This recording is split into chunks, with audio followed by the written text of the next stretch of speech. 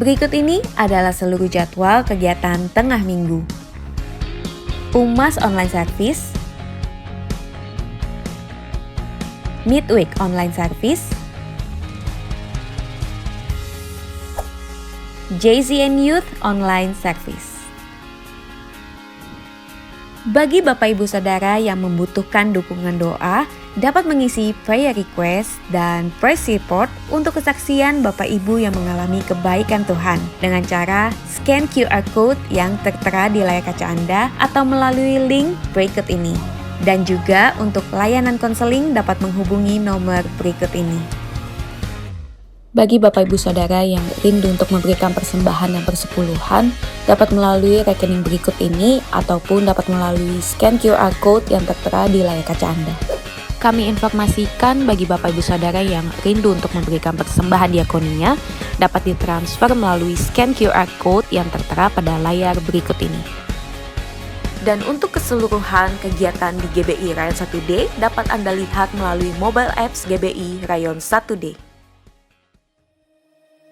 Deklarasi iman dalam lindungan Allah. Orang yang duduk dalam lindungan yang maha tinggi dan bermalam dalam naungan yang maha kuasa akan berkata kepada Tuhan, tempat perlindunganku dan kubu pertahananku, Allahku yang kupercayai. Sungguh dialah yang akan melepaskan engkau dari jerat penangkap burung, dari penyakit sampar yang busuk. Dengan kepaknya ia akan menudungi engkau, di bawah sayapnya engkau akan berlindung, kesetiaannya ialah perisai dan pagar tembok. Engkau tak usah takut terhadap kedahsyatan malam, terhadap panah yang terbang di waktu siang, terhadap penyakit sampar yang berjalan di dalam gelap, terhadap penyakit menular yang mengamuk di waktu petang. Walau 1.000 orang rebah di sisimu dan 10.000 di sebelah kananmu, tetapi itu tidak akan menimpamu. Engkau hanya menontonnya dengan matamu sendiri dan melihat pembalasan terhadap orang-orang fasik. Sebab Tuhan ialah tempat perlindunganmu, yang maha tinggi telah kau buat tempat perteduhanmu. Malapetaka tidak akan menimpa kamu dan tulah tidak akan mendekat kepada kemahmu. Sebab malaikat-malaikatnya akan diperintahkannya kepadamu untuk menjaga engkau di segala jalanmu. Mereka akan menatang engkau di atas tangannya, supaya kakimu jangan terantuk pada batu. Singa dan ular tedung akan kau langkahi, engkau akan menginjak anak singa dan ular naga. Sungguh hatinya melekat kepadaku, maka aku akan meluputkannya, aku akan membentenginya sebab ia mengenal namaku. Bila ia berseru kepadaku, aku akan menjawab, aku akan menyertai dia dalam kesesakan, aku akan meluputkannya dan memuliakannya. Dengan panjang umur akan kukenyangkan dia dan akan kuperlihatkan kepadanya keselamatan daripadaku. Amin.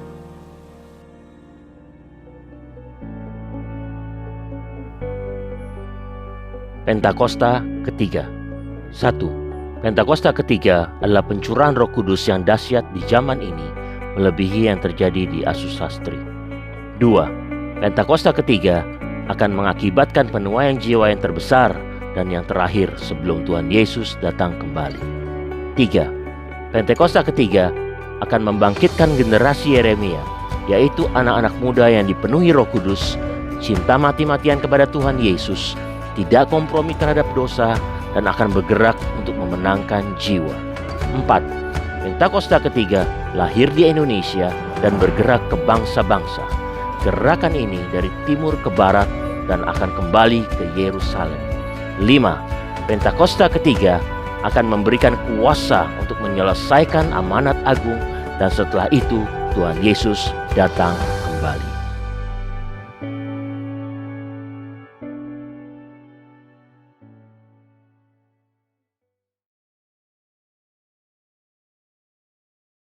Shalom saudara, dalam edisi Voice of Pentecost kali ini, kita akan membahas mengenai kekuatan bukan ketakutan. Dalam penelitian Northwestern Medicine mengidentifikasi bahwa amigdala merupakan bagian otak yang sangat berperan dalam proses ketakutan. Saat seseorang dihadapkan rasa takut, amigdala akan membangunkan sistem saraf di otak kita untuk memberi respon fight or flight. Respon inilah yang membuat kita waspada terhadap ancaman, di mana kita akan bersiap melawan bahaya yang membuat ketakutan atau melarikan diri dari ancaman tersebut. Dengan kata lain, paparan ketakutan sangat penting untuk mengembangkan daya tahan kita yang memungkinkan kita mampu mengatasi situasi yang tidak terduga. Pandemi COVID-19 adalah situasi yang penuh dengan ketidakpastian, sehingga tidak heran jika kita akan menemukan kesulitan melewati masa-masa ini. Tapi ingat, segala sesuatu yang terjadi di dunia ini pasti atas seizin Tuhan. Tuhan mempunyai rencana bagi setiap orang yang berserah kepadanya dan Ia tidak akan membiarkan umatnya binasa. Ia menguji setiap umatnya dengan peristiwa untuk membangun dan membentuk kerohanian setiap kita. Sebagai orang percaya, seharusnya kita mampu mengendalikan rasa takut, bukan malah dikuasai oleh ketakutan. Pertanyaannya sekarang, bagaimana setiap orang percaya dapat menang dari ketakutan dan menjadikannya kekuatan? Yang pertama, alihkan pandangan dari masalah kepada Tuhan. Matius 8 ayat 25-26 berkata, "Maka datanglah murid-muridnya membangunkan dia," katanya, "Tuhan, tolonglah, kita binasa." Ia berkata kepada mereka, "Mengapa kamu takut, kamu yang kurang percaya?" Lalu bangunlah Yesus menghardik angin dan danau itu. Maka danau itu menjadi teduh sekali. Kebanyakan dari mereka yang berada di dalam perahu ini adalah nelayan dan sudah terbiasa dengan situasi ombak maupun badai yang bisa datang kapanpun. Namun, angin ribut kala itu pasti sangatlah ekstrim, sehingga mereka menjadi sangat ketakutan dan berpikir bahwa mereka akan binasa. Hebatnya, Yesus dapat tidur di tengah-tengah angin ribut yang mengerikan seperti itu. Inilah yang seharusnya terjadi pada kita yang telah menjadi murid Yesus. Meskipun persoalan besar datang menderu, kita bisa tetap tenang dan tidak menjadi panik. Perlu diingat bahwa bukan apa yang masalah bisa perbuat terhadap kita, tapi apa yang Tuhan bisa lakukan atas kita. Tuhan Yesus juga mengalami rasa takut ketika ia berdoa di Taman Getsemani. Namun di dalam ketakutannya, ia tetap memandang kepada Bapa. Demikian juga seharusnya kita. Jika kita melihat ada seseorang yang sepertinya tidak takut apa-apa, mungkin orang itu bukannya tidak takut, tetapi dia sudah berhasil mengalahkan rasa takutnya. Yang kedua, tetap dalam hadirat Tuhan. Dalam Markus 6 ayat 49 sampai dengan 50 menceritakan, suatu malam para murid diguncang rasa takut setelah Yesus mengadakan mukjizat dengan memberi makan kepada lebih dari 5.000 orang. Tuhan meminta para murid berangkat terlebih dahulu ke Betsaida supaya dia dapat berdoa sendirian. Sepanjang malam itu, ketika para murid sedang bersusah payah mendayung melawan angin sakal, tiba-tiba mereka melihat Yesus berjalan di atas air. Para murid menjadi sangat ketakutan dan bahkan mengira Yesus adalah hantu. Saat Yesus mendekat kepada perahu dan murid-muridnya mendengar suaranya, "Tenanglah, aku ini, jangan takut." Maka badai reda dan ketakutan pun diusir. Setelah Yesus naik ke perahu, angin kencang tiba-tiba berhenti dan mereka dapat melanjutkan perjalanan hingga tiba di pantai dengan selamat. Ketika Tuhan hadir dalam hidup setiap orang percaya, maka semua badai hidup yang membuat ketakutan akan diubah menjadi damai sejahtera dan kekuatan. Rasul Paulus menasehati dalam 2 Timotius 1 ayat 7, "Sebab Allah memberikan kepada kita bukan roh ketakutan, melainkan roh yang membangkitkan kekuatan, kasih, dan ketertiban."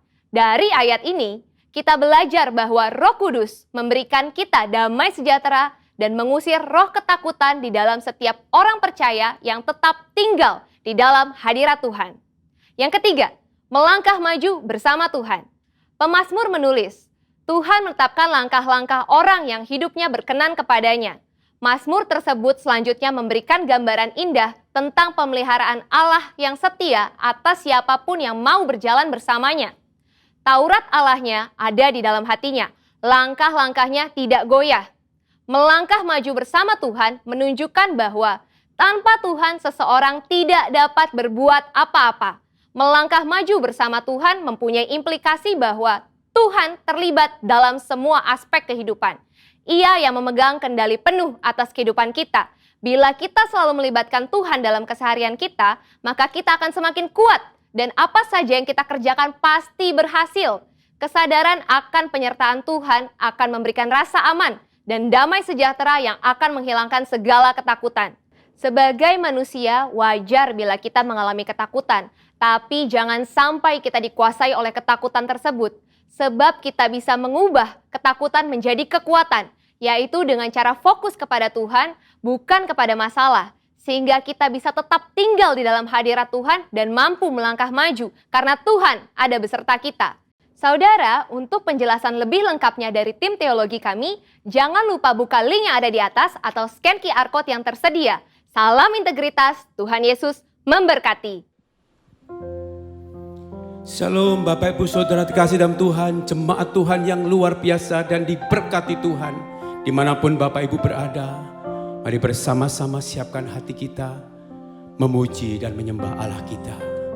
Tak berkesudahan kasih setia Tuhan, tak habis-habisnya rahmat-Nya, bahkan selalu baru setiap hari. Bagaimana respon kita? Saat ini saya ajak saudara, mari datang pada Tuhan dengan rasa kasih, dengan penuh cinta, sebab Dia Tuhan yang mengasihi saudara dan saya.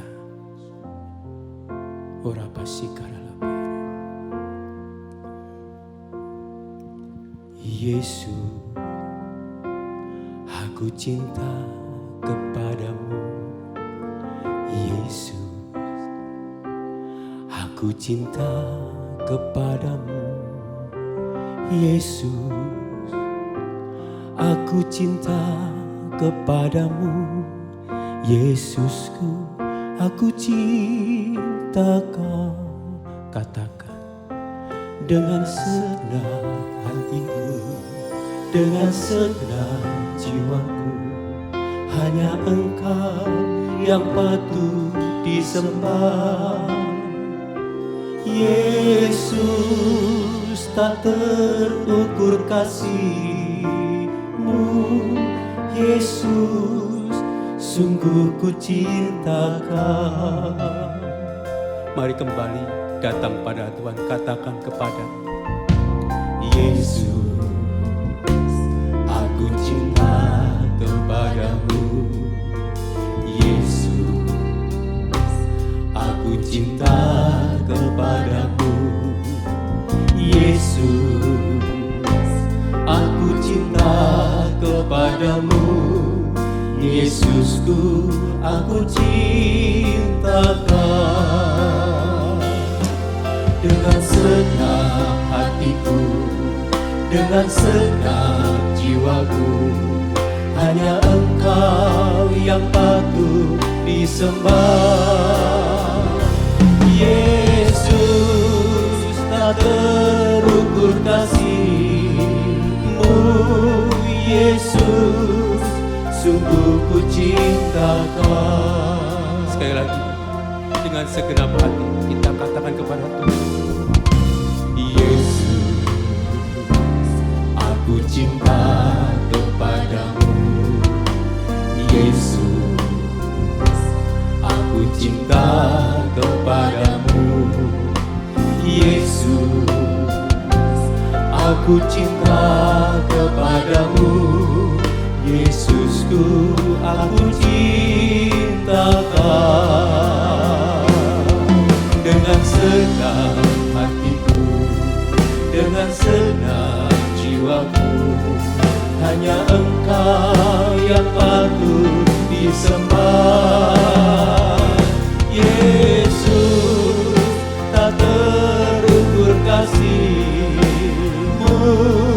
Yesus, sungguh ku cinta. Mari Bapak Ibu Saudara di rumah katakan, dengan segenap hatiku, dengan segenap jiwaku, hanya Engkau yang patut disembah. Yesus, tak terukur kasih-Mu. Yesus, oh sekali lagi nyatakan dengan segenap hatiku, dengan segenap hatiku, dengan segenap jiwaku, hanya Engkau yang patut disembah. Yesus, tak terukur kasih-Mu.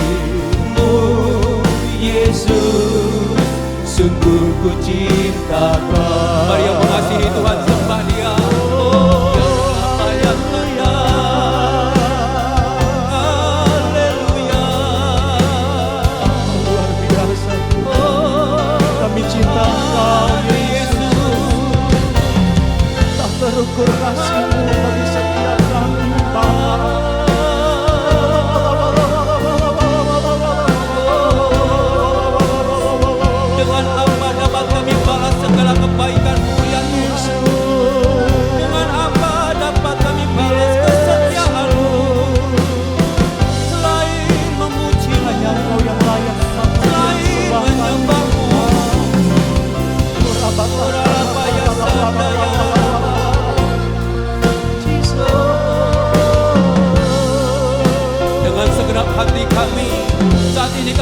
katakan dengan segenap hatiku, dengan segenap jiwaku, hanya Engkau yang patut disembah.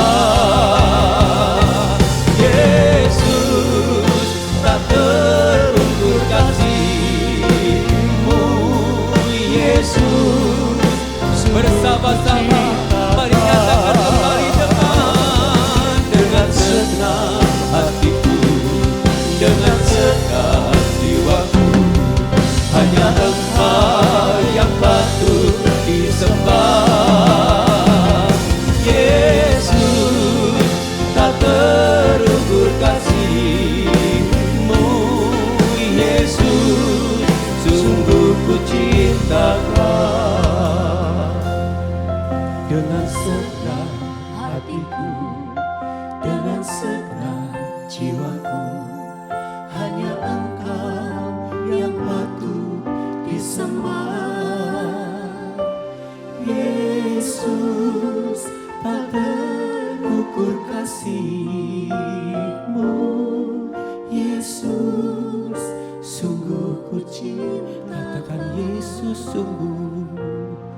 Yesus, sungguh ku cinta Kau. Katakan Yesus, sungguh ku cinta Kau.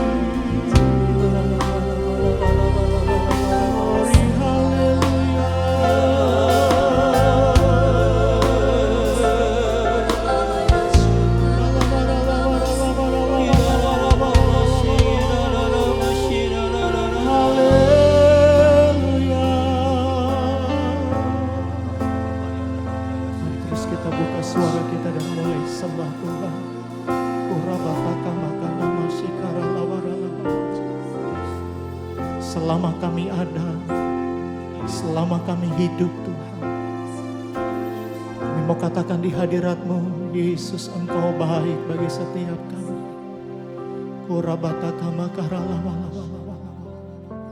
Mari Bapak Ibu Saudara, buka hatimu di hadirat Tuhan. Apapun keadaan kita hari ini, sepakat dalam hadirat Tuhan. Kita mau katakan, Tuhan Yesus, Engkau baik, Engkau sungguh baik bagi setiap kami. Mari naikkan pujian ini Bapak Ibu Saudara.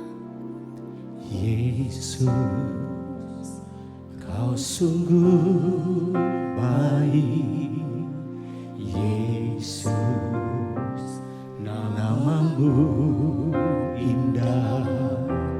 Yesus, ku cinta Kau selalu, ku tinggikan, ku agungkan selamanya.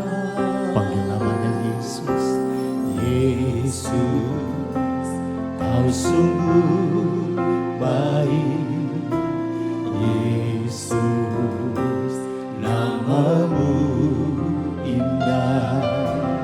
Yesus, ku cinta Kau selalu, ku tinggikan, ku agungkan selamanya. Ku mau memuji-Mu, ku selalu puji-Mu. Ku mau menyembah-Mu, ku selalu sembah-Mu. Kau yang layak terima semua pujian, kemuliaan hanya bagi Tuhan. Kita berikan tepuk tangan yang terbaik bagi Allah kita. Katakan Yesus, Kau sungguh baik. Yesus, Kau sungguh baik. Ini pengakuan kami Tuhan. Yesus, namamu indah. Yesus, ku cinta kau selalu. Ku tinggikan, ku agungkan, selamanya ku mau memujimu. Ku mau memujimu, ku selalu pujimu.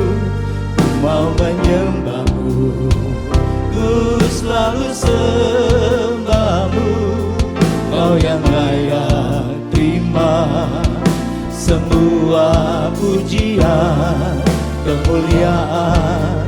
Hanya mari lebih lagi, ku mau memujimu, ku mau memujimu. Ku selalu pujimu, ku mau menyembahmu, ku selalu sembahmu. Kau yang layak terima semua pujian, kemuliaan. Mari sekali lagi, ku mau memujimu, ku selalu ku mau menyembahmu. Kami mau selalu menyembahmu, sebab Engkau Allah yang layak terima pujian kami.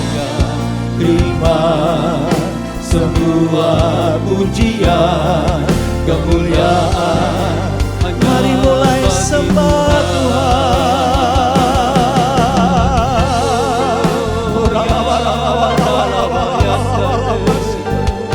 Mari Bapak Ibu Saudara, engkau yang sudah dibaptis oleh Roh Kudus, mari mulai berkata-kata di dalam bahasa roh. Mari mulai bangun manusia roh kita hari ini. Selamanya Yesus baik bagiku, selamanya Yesus baik bagi kami Tuhan. Engkau tidak pernah merancangkan kecelakaan, Engkau memberikan masa depan yang penuh dengan harapan bagi setiap kami.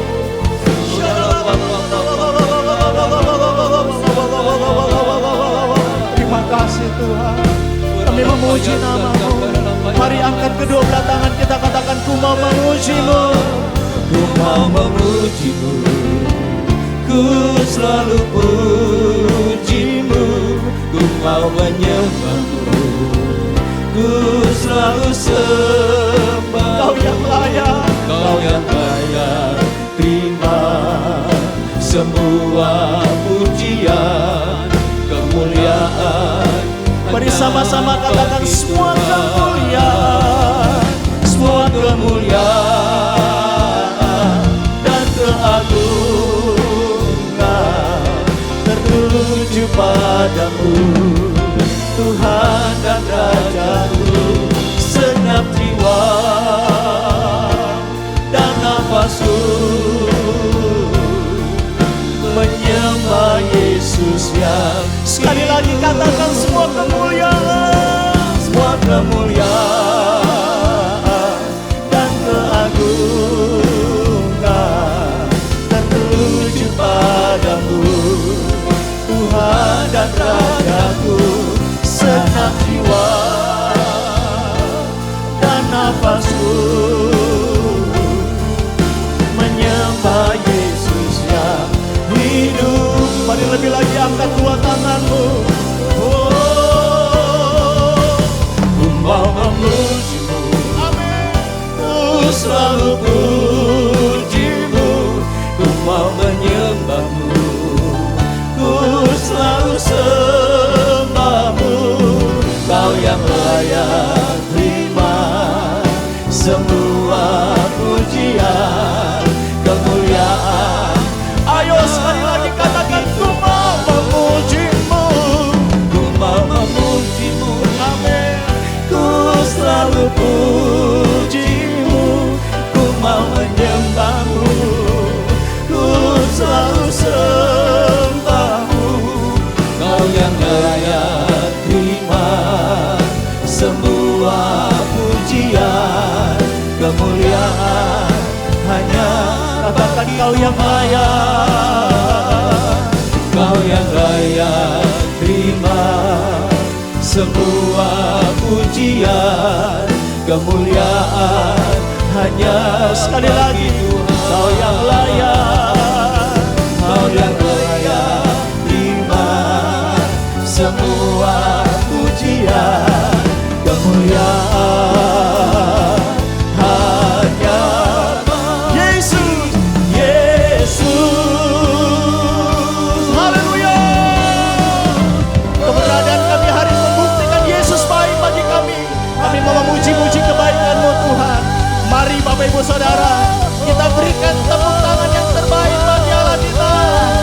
Sorakan haleluya. Haleluya. Terpujilah Engkau Tuhan. Kasih setia-Mu gak berkesudahan bagi kami. Kami mau memuji-muji kebaikan-Mu. Haleluya. Tiada berkesudahan kasih setia-Mu Tuhan, selalu baru rahmat-Mu bagiku. Hari berganti hari, hari berganti hari, tetap kulihat kasih-Mu tak pernah berakhir. Ayo sekali lagi katakan, tiada berkesudahan, tiada berkesudahan kasih setia-Mu Tuhan, selalu baru rahmat-Mu bagiku. Hari berganti hari, tetap kulihat kasih-Mu. Hari berganti hari, amin, tetap kulihat kasih-Mu tak pernah berakhir di hidupku. Ayo sama-sama katakan, Tuhan Yesus baik, sungguh amat baik, untuk selama-lamanya. Tuhan Yesus baik, Tuhan Yesus baik, sungguh amat baik, untuk selama-lamanya. Tuhan Yesus baik. Yang percaya Tuhan baik, sorakan tiada berkesudahan kasih setia-Mu Tuhan, selalu baru rahmat-Mu bagiku. Hari berganti hari, hari berganti hari, tetap kulihat kasih-Mu, amin, tak pernah berakhir di hidupku. Tuhan Yesus baik, Tuhan Yesus baik, sungguh amat baik, untuk selama-lamanya.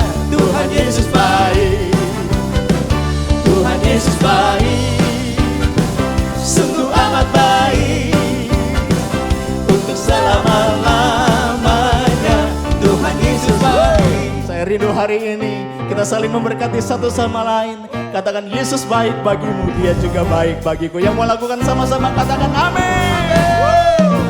Ayo katakan, Yesus baik bagimu, Yesus baik bagiku, dulu, sekarang, dan selamanya.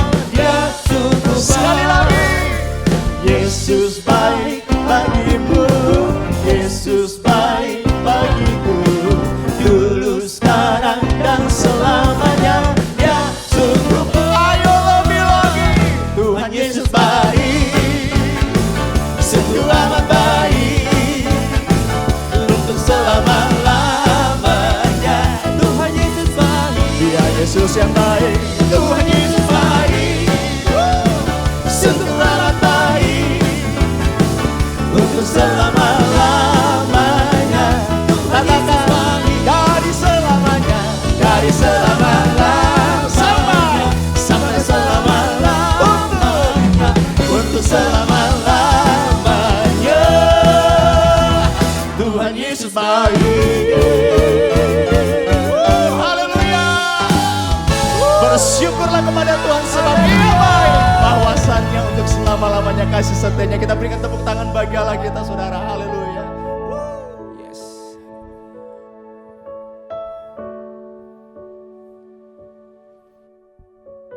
Haleluya. Biar ada sukacita, damai sejahtera di setiap rumah-rumah dan dimanapun kita berada saat ini. Inilah saatnya kita bersama-sama berdoa untuk saudara-saudara kita yang terkasih yang sedang mengalami pergumulan melalui prayer request. Bapa di dalam surga, kami berdoa Tuhan untuk hamba-Mu yang berumur 5 bulan yang baru melewati operasi besar. Kami percaya Tuhan, pemulihan yang cepat dan kesembuhan yang sempurna sudah Kau sediakan buat anak-Mu ini Tuhan. Kami juga berdoa Tuhan untuk seorang balita yang sedang mengalami flu dan demam. Biarlah bilur-bilur Yesus sudah menyembuhkannya saat ini. Kami berdoa juga Tuhan untuk hamba-Mu yang mengalami guna-guna dari kuasa kegelapan. Kami percaya dan yakin Tuhan, kuasa yang sudah Kau berikan buat setiap anak-Mu jauh lebih besar dari kuasa kegelapan apapun. Kami juga berdoa Tuhan buat anak-Mu yang terikat dalam perjudian. Kami percaya dan yakin Tuhan, Kau mampu membebaskan segala belenggu dan terikatan segala dosa-dosa kami Tuhan. Di dalam nama Tuhan Yesus. Kami juga berdoa Tuhan untuk anak-Mu dalam pemulihan keluarga. Biarlah Kau pulihkan hubungan antara pasangan suami istri, hubungan dengan ibu dengan anak, hubungan dengan ayah dengan anak Tuhan. Biarlah ada kasih, damai sejahtera, tali kasih-Mu mengikat setiap keluarga-keluarga yang ada. Kami juga berdoa Tuhan buat anak-Mu yang sedang mengalami akar kepahitan. Biarlah kasih, damai sejahtera dan pengampunan mengalir di antara mereka Tuhan Yesus. Terima kasih Bapa. Kami juga berdoa untuk hamba-Mu yang merindukan pekerjaan yang baru di masa-masa pandemi ini. Biarlah Kau berikan pekerjaan yang layak dan baik Tuhan. Kau berikan hikmat dan jalan keluar buat setiap permasalahan perekonomian mereka Tuhan. Demikian prayer request kami Bapa. Kami yakin dan percaya hanya di dalam satu nama kami naikkan doa-doa kami. Di dalam nama Tuhan Yesus. Haleluya. Amin. Tema di bulan Juni ini yaitu kita mau menjadi saksi Yesus. Dan hari ini kita akan dilayani oleh Pastor Rubin Om. Tuhan Yesus memberkati. Bersyukur Tuhan untuk waktu kami boleh bersekutu di ibadah online dari GPI Rayon 1D, baik itu GPI Tambak Siring maupun GPI Moi dan yang lainnya. Terima kasih Tuhan untuk kami boleh memuji dan memuliakan nama-Mu. Hadirat-Mu ada bersama kami. Sekarang berbicaralah lewat firman Tuhan, urapi hamba-Mu yang terbatas ini. Bersuaralah Tuhan. Sementara firman disampaikan, kuatkan kami, teguhkan kami, sembuhkan kami, bahkan tegur kami. Karena Engkau adalah Tuhan yang tak pernah tinggalkan kami. Terima kasih dimanapun kami berada, biar semua yang mendengar diberkati untuk menjadi berkat. Demi nama Tuhan Yesus, haleluya. Mari semua kita katakan, amin. Ya, shalom Bapak Ibu semua. Yang ada di GPI Rayon 1D, kita berjumpa kembali, masih lewat virtual tentunya di ibadah online pada hari ini. Saya bersyukur pada Tuhan, ya Tuhan memberi kita anugerah yang sungguh tak terbatas, kesehatan, kesempatan untuk kita tetap ada di dalam rencananya. Saya berterima kasih secara khusus juga buat Pastor Kiki dengan semua diaken yang ada, terima kasih untuk kepercayaan ini ya. Nah, seperti biasa, tanpa datang dengan rasa sok tahu, paling pintar, paling hebat sama sekali. Saya nggak mau datang dengan hati seperti itu. Tapi sebagai seorang pelayan Tuhan, saya akan terus mengingatkan kita untuk kembali tetap kepada prinsip-prinsip kebenaran firman Tuhan. Nah, hari ini tema yang diberikan buat saya adalah menjadi saksi bagi Kristus. Ya, ini tema yang menurut saya sangat penting sekali, very important. Ya, in our Christianity. Ini tema yang sangat penting buat kekristenan kita ya. Nah, Bapak Ibu semua dan saudara yang dikasihi Tuhan, kalau kita melihat atau membaca di Kisah Rasul 1, ya nanti saya akan baca khususnya ayat yang ke-8 sampai ayat yang ke-9 atau mungkin ayat yang ke-8 saja ya. Bapak Ibu nanti bisa baca narasinya dari ayat yang pertama sampai ayat yang terakhir ya. Setelah itu rasul-rasul menanti-nantikan di Yerusalem, tentunya di loteng Yerusalem. Nah, Lukas itu adalah penulis yang menurut saya sangat luar biasa. Secara historical atau secara sejarah dia kuat, secara data dia juga sangat akurat. Dia seorang dokter, dia seorang tabib, Ya, kemudian dia menulis kitab Lukas dan juga kitab Kisah Rasul. Makanya Bapak Ibu kalau membaca Alkitab, Bapak Ibu misalnya baca kitab Lukas, langsung lanjutkan ke Kisah Rasul. Itu ada koneksi atau tersambung yang begitu luar biasa sekali rahasianya. Nah, ayat yang ke-8 firman Tuhan berkata begini, tetapi kamu akan menerima kuasa kalau Roh Kudus turun ke atas kamu, dan kamu akan menjadi saksiku di Yerusalem dan di seluruh Yudea dan Samaria dan sampai ke ujung bumi. Yang setuju katakan amin. Nah, Bapak Ibu semua, ternyata ya kata kuasa di sini ya itu ditulis dengan bahasa aslinya dunamos. Dunamos itu artinya ada daya ledak, itu seperti dinamit begitu ya. Nah, kata kuasa di sini beda dengan kata kuasa di Yohanes 1 ayat 12 ya.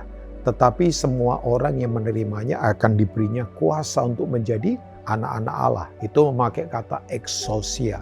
Nah, itu artinya apa? Otoritas dan wibawa. Jadi dua ini harus paralel memang.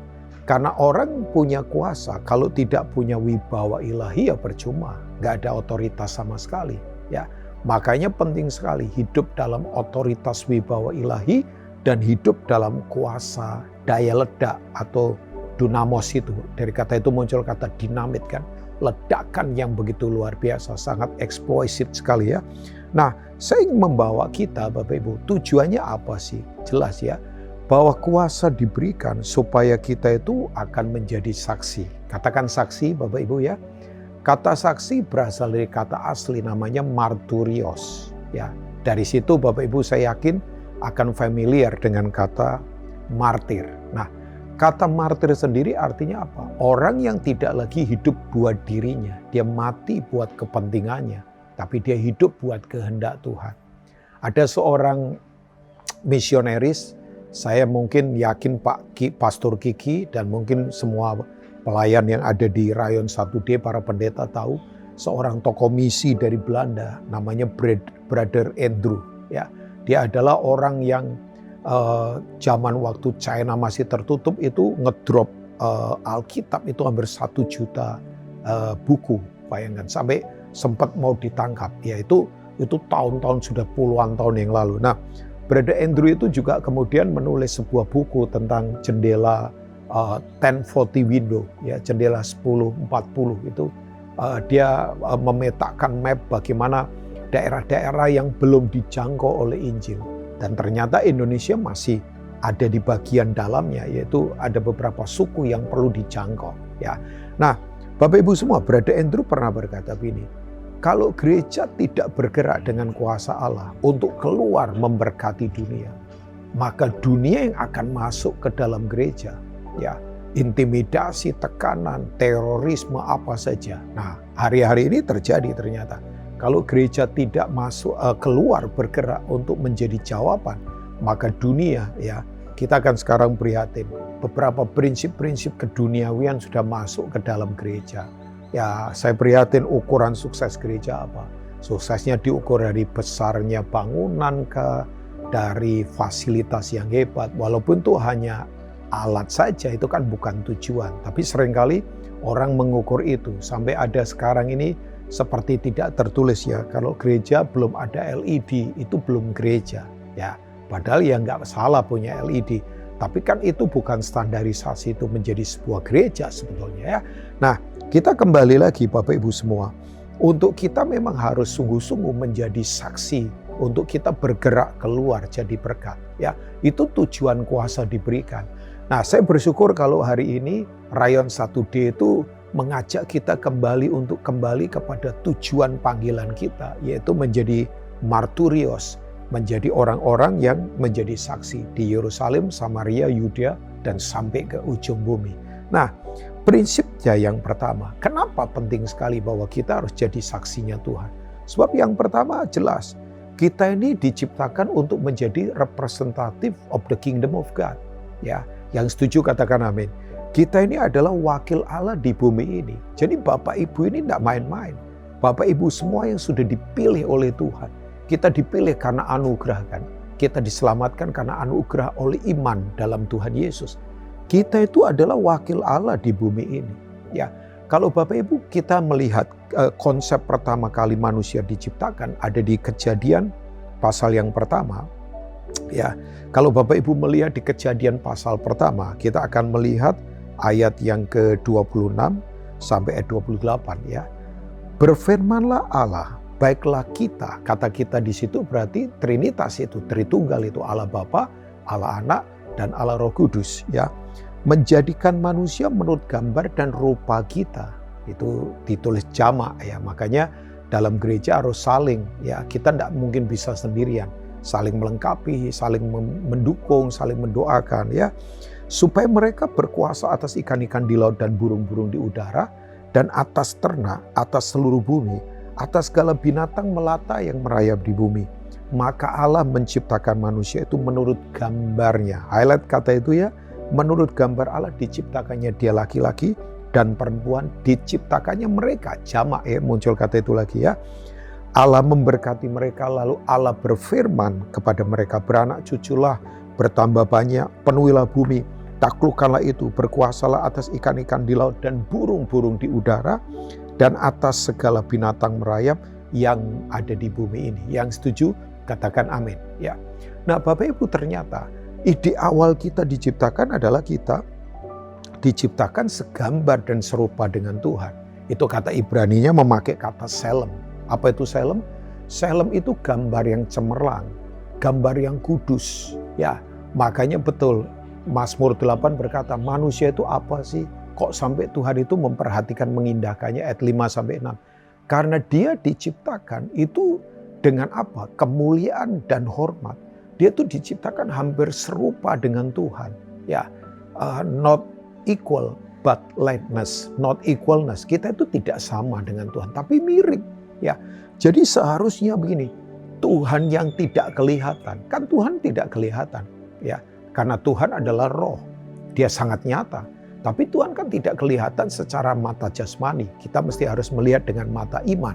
Ya, Tuhan yang tidak kelihatan, yang kasihnya besar, yang anugerahnya hebat, itu dapat kelihatan lewat kehidupan kita, Bapak Ibu. Makanya kita tidak main-main. Kenapa kita harus jadi saksi? Karena kita ini adalah wakil Tuhan. Kita ini gambarnya Tuhan. Ya, Bapak Ibu, orang itu jauh lebih bisa menangkap gambar daripada tulisan kan. Misalnya ya Bapak Ibu, misalnya kalau Bapak Ibu dengar kata ini misalnya Samsung, ya Samsung. Bapak Ibu yang Bapak Ibu gambarkan apa di imajinasi kita? Nah, jelas kan, itu adalah produk elektronik. Ya apa saja, misalnya TV lah, kemudian smartphone lah, ataupun yang lain. Ya, kalau Bapak Ibu dengar kata Garuda misalnya, ada orang berkata Garuda, oh pesawat terbang misalnya. Ya, saya juga berkata Garuda bisa saja juga kacang atom misalnya, kacang kulit merek Garuda. Ya, atau mungkin Bapak Ibu dengar misalnya merek tertentu lah. Saudara akan, Bapak Ibu akan langsung menangkap gambar. Nah, my question sederhana, kalau orang dengar kata gereja, gambarnya apa? Ya, saya lagi sedih sekali. Satu kali teman saya itu injilin satu ibu-ibu yang lagi berdagang di pasar. Ibu ini terima Yesus. Kemudian karena teman saya orang luar kota, dia berkata, Bu, sekian meter di sini ini kan ada gedung gereja. Ibu kalau tiap minggu ke sana supaya iman bertumbuh. Tahu nggak jawabannya ibu ini? Dia berkata begini, saya malu. Karena di sana tempatnya orang yang pakaiannya bagus-bagus, mobilnya bagus-bagus. Saya enggak punya pakaian bagus. Jadi ibu ini punya gambaran ini bahwa gereja adalah orang-orang yang bajunya bagus-bagus, yang mahal-mahal, mobilnya bagus-bagus. Itu waktu saya mendengar ini, hati saya sedih sekali. Oh, ternyata orang menangkap gambaran gereja sudah seperti itu. Nah, sekarang harusnya kan orang menangkap gambaran gereja apa? Gambaran di mana kasih itu dipraktekkan, pengorbanan menjadi nilai utama. Ya, saya ingatkan buat Bapak Ibu ya, Tuhan tidak mengajar kita pada level memberi loh. Tuhan mengajar kita pada level berkorban. Kalau memberi biasa, karena dia sudah berkorban buat kita, disalib dia serahkan dirinya, dia berkorban buat kita. Nah, bayangkan Bapak Ibu, 1 Korintus pasal 3 ayat 9 Alkitab berkata bahwa kita ini adalah rekan kerjanya Tuhan. Kita ini adalah kawan sekerjanya Tuhan. Wow, jadi Tuhan itu menganggap kita adalah kawan sekerja. Ya, kita ini adalah kawan sekerja yang ada di ladang Tuhan. Jadi begini, proyek Tuhan yang begitu luar biasa, yaitu dia mau seluruh bumi penuh kemuliaan. Orang percaya kepada dia, itu dipercayakan pada kita. Makanya saya sungguh-sungguh mendorong semua jemaat yang ada di Rayon 1D. Bapak Ibu ini bukan orang-orang biasa, bukan orang-orang yang gak berarti. Kita ini rekan sekerja untuk sebuah proyek ilahi sampai kekekalan. Saya mau katakan ini buat Bapak Ibu, kumpulkan seluruh konglomerat di seluruh dunia dengan aset mereka yang mungkin triliunan US dollar. Silakan bikin proyek bersama-sama. Tidak ada yang menang dengan proyeknya Tuhan. Yang setuju katakan amin. Kita ada dalam proyek yang begitu luar biasa. Dan Tuhan libatkan kita. Ya, karena begini, Bapak Ibu yang menulis 1 Korintus 3 ayat 9, itu siapa? Ya, memang waktu dia menulis itu, dia menegur jemaat Korintus. Kalau Bapak Ibu lihat ayat-ayat awal, itu kan soal perselisihan. Di Korintus terjadi apa? Perselisihan, rebutan posisi. Orang kalau tidak berpikir kepada rencana Tuhan selalu begitu. Yang diributkan hal-hal yang tidak penting. Punya posisi apa, bagaimana dapat apa dalam kehidupan. Karena begini, mereka lupa bahwa mereka itu Tuhan ditetapkan mereka untuk sebuah proyek ilahi yang luar biasa. Di mana semuanya terlibat, tidak ada yang nganggur. Makanya dalam kekristenan, tidak ada yang nganggur. Tidak ada yang hanya duduk di bangku ibadah, panasin bangku ibadah. Enggak. Semua kita harus melayani, Bapak Ibu. Semua kita harus melayani. Saya yakin Pastor Kiki dan semua diaken pendeta di sini mendorong untuk semua jemaat yang ada di Rayon 1D. Yuk semua terlibat pelayanan. Tidak ada yang nganggur. Karena ini tanggung jawabnya kepada Bapa. Rewardnya dalam kekekalan. Tidak perlu cari imbalan atau reward dari manusia. Ini soal kekekalan. Makanya Ibu Teresa pernah berkata, kalau saya melayani orang tidak peduli, saya berkorban, orang salah menerima, nggak apa-apa, saya tetap melayani, saya tetap berkorban. Karena ini bukan persoalan saya dengan manusia, tapi ini soal saya punya tanggung jawab dengan Tuhan. Makanya kalau Bapak Ibu lihat pelayanannya Ibu Teresa, powerful, luar biasa ya. Seorang wanita yang bukan presiden yang punya nuklir, bayangkan. Tapi dampak hidupnya begitu luar biasa, menggoncangkan dunia. Nah, Bapak Ibu begini, waktu Paulus menulis ini ditegur pada jemaat Korintus yang berselisih, yang keduniawian, makanya diberkati, kalian mesti tahu kita ini rekan sekerja Tuhan loh. Lewat hidup kita gambar Allah ditampilkan. Saya dorong Bapak Ibu semua, saya berharap di jemaat Rayon 1D tidak ada yang ribut satu dengan yang lain, tidak ada yang berselisih, tidak ada yang punya ambisi-ambisi yang salah. Karena Tuhan libatkan kita untuk jadi gambarnya. Orang lihat Tuhan lewat hidup kita. Ya, Bapak Ibu, waktu Yesus katakan tadi di Kisah Rasul 1, itu peristiwa setelah dia bangkit dari kematian kan. Setelah itu dia naik ke surga. Kita belum lama peringati kan hari kenaikannya dia. Nah, yang hebat begini, waktu Tuhan bangkit dari antara orang mati, satu-satunya pribadi yang sudah bangkit dari kematian, haleluya, itu hanya Yesus. Kok Tuhan tidak menyatakan dirinya pada tokoh-tokoh agama yang hebat-hebat seperti yaitu ahli-ahli Taurat ya, orang-orang yang penguasa-penguasa agama waktu itu, atau tokoh-tokoh politik seperti Pilatus, Herodes, saya bangkit loh. Enggak. Dia tidak menyatakan dirinya pada Hanas, Kayafas dan yang lainnya waktu itu para imam besar, tapi dia menyatakan dirinya pada orang-orang biasa, orang peragu seperti Thomas, orang yang temperamental seperti Petrus, orang yang suka rebutan posisi awal-awalnya seperti Yohanes dan Yakobus, ya kan? Kenapa? Tuhan itu percayakan gerejanya pada orang-orang biasa. Makanya 1 Korintus 1 berkata, supaya setiap kita tidak ada yang sombong. Waktu kita dipanggil tidak ada yang terpandang. Tapi apa yang bodoh buat dunia dipakai Tuhan untuk mempermalukan. Apa yang menurut dunia berhikmat.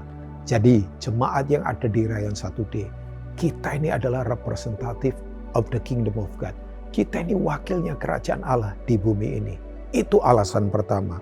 Yang kedua Bapak Ibu, saya percaya gereja diurapi. Ya, bahwa tujuan dari pengurapan adalah untuk apa? Selalu bergerak keluar. Ya, jadi pengurapan itu diberikan. Makanya tadi Tuhan berkata, kamu akan menerima kuasa Roh Kudus sendiri. Itu anointing, itu pengurapan. What is the anointing? Pengurapan itu apa? Pengurapan itu adalah ability from God. ada kemampuan dari Tuhan untuk kita mampu melakukan yang kita tidak mampu dengan kemampuan kita. Oh iya, untuk hidup benar itu butuh pengurapan. Untuk hidup kudus itu butuh pengurapan. Untuk hidup mempedulikan yang lain, ya dibandingkan diri sendiri, itu butuh diurapi Bapak Ibu. Oh jelas.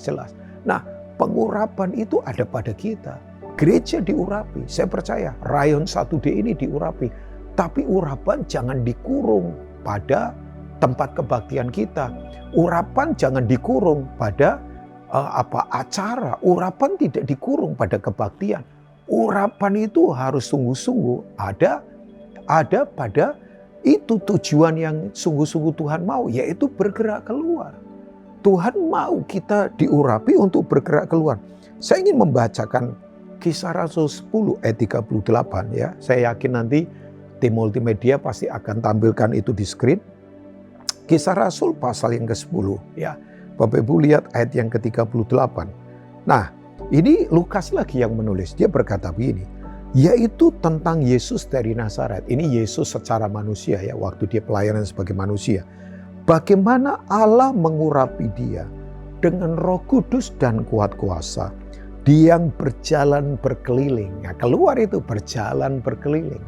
Bukan kemudian ngumpul di dalam. Ya, makanya saya suka berkata, kalau garam ngumpul terus dengan garam, pasti gudang garam. Kan kita garam dunia. Kalau ngumpul terus dengan garam, ya nanti darah tinggi. Makanya banyak orang di dalam gedung gereja ngamuan karena ngumpul terus di dalam. Ya kan?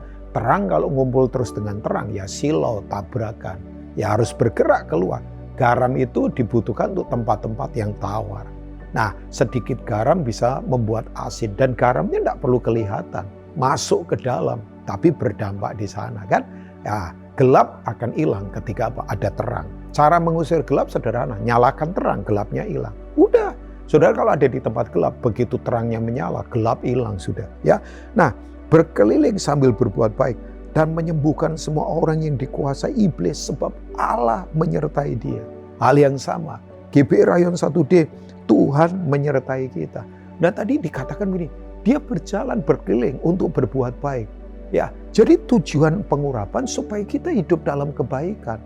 Ya, saya tahu dan sadar bahwa kita diselamatkan bukan karena melakukan kebaikan. Enggak, kebaikan manusia itu kayak ikan kotor. Ya, kitab Yesaya katakan. Tapi kita diselamatkan untuk melakukan kebaikan. Kita diselamatkan bukan karena melakukan kebaikan. Kita diselamatkan karena anugerah dari Tuhan Yesus. Yang setuju katakan amin. Tapi kita diselamatkan untuk kita melakukan kebaikan. Kebaikan yang standarnya Tuhan. Ya, kok begitu Pak Robin? Oh iya, saya katakan ya Bapak Ibu, kalau kebaikan standar manusia begini misalnya, saya baik sama seseorang, asal orang itu baik sama saya. Itu standar manusia. Tapi standarnya Tuhan begini, walaupun orang itu tidak baik sama saya akan tetap baik sama dia. Nah itu makanya, itu yang membuat orang berpindah dari standar baik manusia kepada standar baiknya Tuhan. Sebab saya katakan, kebaikan itu selalu menghasilkan kemuliaan. Makanya Matius 5 ayat 16 berkata, hendaklah terangmu bercahaya di depan semua orang. Dikatakan semua orang loh, tidak hanya orang Kristen. Orang jahat, orang yang licik, orang yang masih tersesat. Supaya mereka melihat perbuatanmu yang baik dan Bapak Ibu, memuliakan Bapamu yang di surga. Jadi di mana ada kebaikan, selalu di situ ada kemuliaan. Makanya begini, nama Tuhan yang paling populer apa? Oh nama Tuhan banyak. Dia Jehovah Rafa, dia penyembuh kan? Dia Jehovah Nisi, dia kemudian apa? Dia Jehovah dia El Shaddai, Allah Maha Kuasa. Ya, dia Maha Tinggi, dia Maha Tahu, dia Maha Hadir. Namanya banyak. Dia Gunung Batu keselamatan kita. Tapi orang Israel itu menyebut nama Tuhan yang paling populer adalah ini. Sebab Tuhan itu baik. Bahwasanya untuk apa? Selama-lamanya kasih setianya. Yang setuju katakan amin. Nah, Tuhan itu baik namanya dan kebaikan itu punya kuasa. Yang setuju katakan amin Bapak Ibu. Saya satu kali cerita saja. Saya itu suka muridkan anak-anak ya, anak mahasiswa lah, anak-anak muda. Kalau mereka belum kerja, saya tidak mau ditraktir mereka. Even mungkin orang tuanya punya. Itu sudah komitmen saya dengan istri kan. Nah, satu kali saya lagi ngajak makan mereka, kira-kira ada 10 orang. Ya, waktu itu saya bawa uangnya terbatas, saya bilang, Jangan tambah makanan banyak-banyak ya. Tambah air minum saja supaya cepat kenyang perutnya ya. Nah, selesai makan, mereka makan, tambah nasi boleh. Selesai makan, Bapak Ibu, saya keluar. Saya langganan tempat makan itu. Kemudian kasirnya bilang begini sama saya, Pak Rubin, enggak usah bayar. Loh, saya kaget. Hari ini ada gratis ini. Dia ketawa enggak. Sebab dia berkata begini, tadi ada keluarga di salah satu ujung, ya lagi makan, itu tahu nama Bapak. Jadi dia berkata begini, itu pendeta Rubin itu. Nanti semua bilnya saya yang akan bayar. Saya langsung marah sama kasir. Saya bilang, kok nggak bilang dari tadi? Maksudnya Bapak Ibu tahu ya, kalau dari tadi kan anak-anak bisa nambah. Tapi saya kemudian menangkap ini, ternyata nama baik itu punya kuasa, minimal untuk ditraktir makan. Coba kalau nama saya nggak baik, orang nggak akan peduli kan. Nah, mari gereja kita diurapi untuk begini, berpindah dari standar baik kita pada standar baiknya Tuhan. Karena dunia ini membutuhkan kebaikan yang dengan kerelaan. Sekarang ini yang namanya willingness, kerelaan, itu sangat langka sekali. Dan ini waktunya gereja akan menyatakan gambar itu. Yang mau katakan amin? Bapak Ibu tidak tahu, pernah dengar enggak sebuah cerita nyata. Waktu revolusi Prancis terjadi, itu abad 17 akhir ya. Bapak Ibu, ternyata di Prancis itu ada satu penginjil yang dipakai Tuhan. Namanya adalah Jean Valjean. Ya. Nah, penginjil ini siapa sebetulnya? Dia adalah seorang mantan tukang pencuri, dia pencuri. Satu kali dia mencuri ditangkap. Waktu dia ditangkap memang betul, dia kedapatan mencuri, ada buktinya. Akhirnya dia dihukum. Nah, waktu dia dihukum sekian lama, sebelum selesai hukuman dia lari ternyata dari penjara. Lari ke satu dusun yang jauh, ke desa yang jauh. Nah, di desa itu dia tidak tahu mesti nginap di mana. Ada gereja kecil. Waktu itu dia masuk ke gereja, ketemu sama padri, pendeta tua di situ. Kemudian pendetanya tanya begini, kamu dari mana? Dia berbohong, dia berkata, oh saya ini berbisnis, saya lagi jalan jauh, saya mau berbisnis. Boleh nggak saya nginep di gereja ini? Pendetanya berkata, oh silakan, Bapak boleh tinggal di sini. Nah, kemudian mereka makan malam sebelum tidur, pendetanya berkata begini, anggap saja ini rumahmu, jadi semua yang ada di sini milikmu. Bayangkan, pencuri dibegitukan, ya tidak begitu saja membegitukan diri, coba anggap semua miliknya makanya dia curi. Betul, malam-malam dia lihat beberapa ornamen, hiasan di gereja, ada yang dari sepuhan emas juga, ada candlestick begitu ya, tempat lilin yang seperti perak bagus begitu. Jadi dia ambil tempat, ambil karung, dia masukkan barang-barang itu, dia lari. Nah, waktu dia keluar dari area gereja, ternyata ini pendeta lagi doa keliling begitu. Pas-pasan mereka di kegelapan. Begitu pas, kaget sama-sama. Bapak Ibu, responnya pencuri ini, John ini, dia pukul pendetanya itu pakai candlestick. Orang tua dipukul, jatuh pingsan. Akhirnya dia lari bawa barangnya, tapi kemudian begini, polisi akhirnya bisa tangkap dia. Jadi dengan barang bukti, kemudian dibawa lagi ke gereja. Bapak Ibu, begitu dia datang lagi keesokan harinya, Bapak Ibu pendeta ini berkata begini, loh kamu dari mana? Aku itu cariin kamu loh.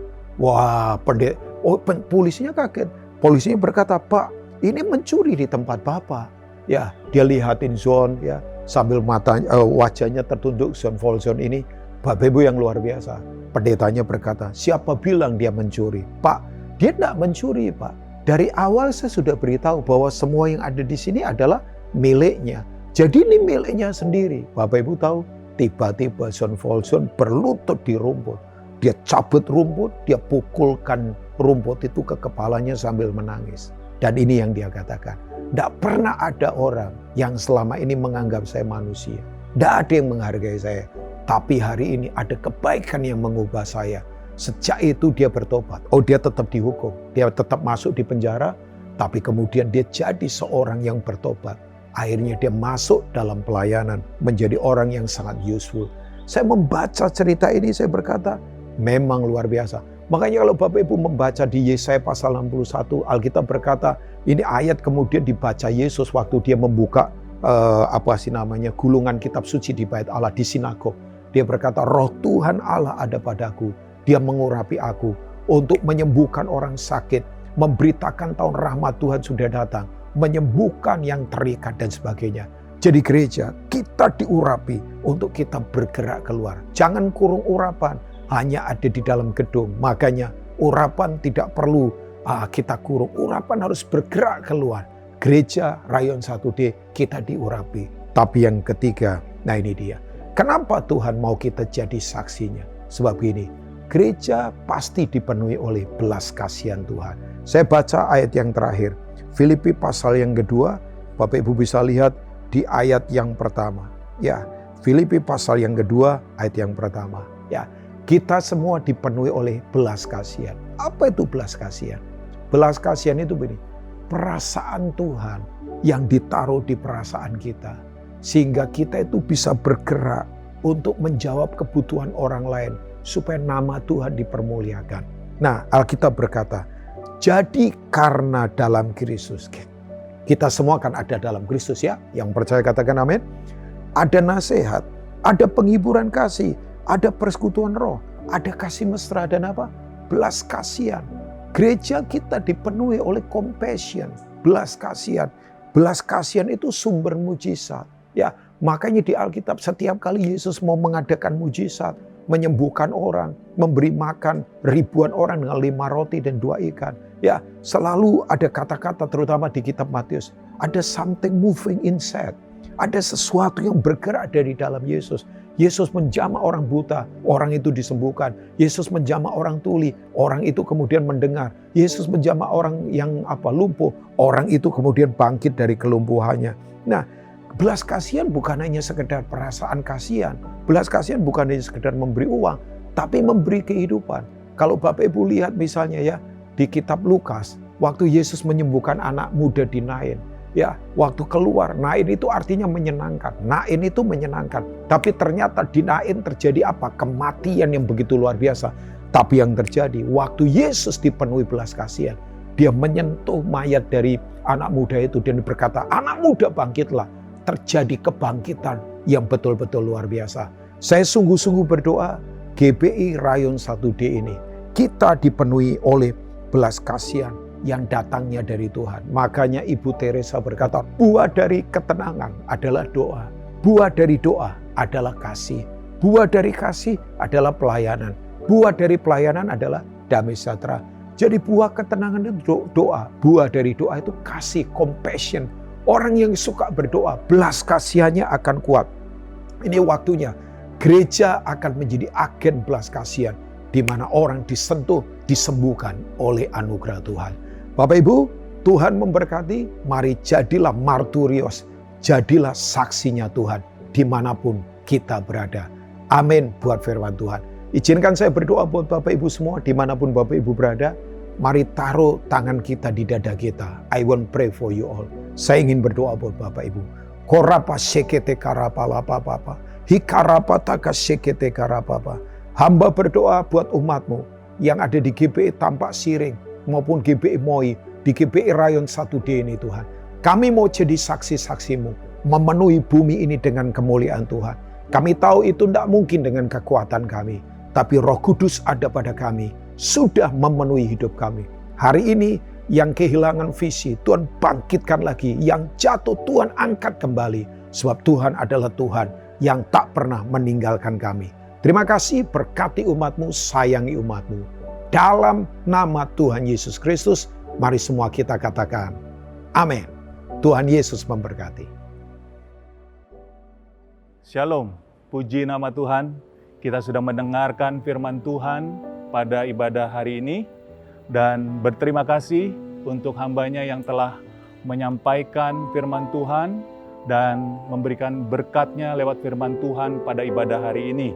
Dan marilah kita sama-sama terus setia kepada Tuhan dan firman-Nya. Mari kita siapkan hati kita untuk menutup ibadah kita dengan doa berkat.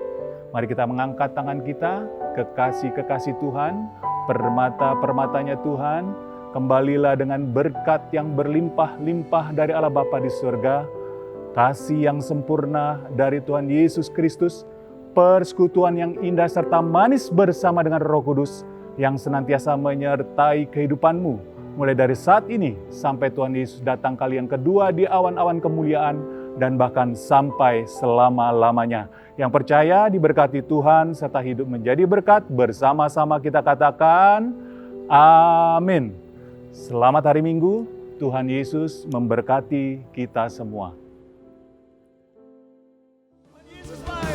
Tuhan Yesus baik, sungguh amat baik, untuk selama-lamanya. Tuhan Yesus baik, Tuhan Yesus baik, sungguh amat baik, untuk selama-lamanya. Tuhan Yesus baik. Saya rindu hari ini kita saling memberkati satu sama lain. Katakan Yesus baik bagimu, Dia juga baik bagiku. Yang mau lakukan sama-sama katakan amin. Ayo katakan Yesus baik bagimu, Yesus baik bagiku. Dulu, sekarang, dan selamanya Dia sungguh baik. Sekali lagi Yesus baik bagimu.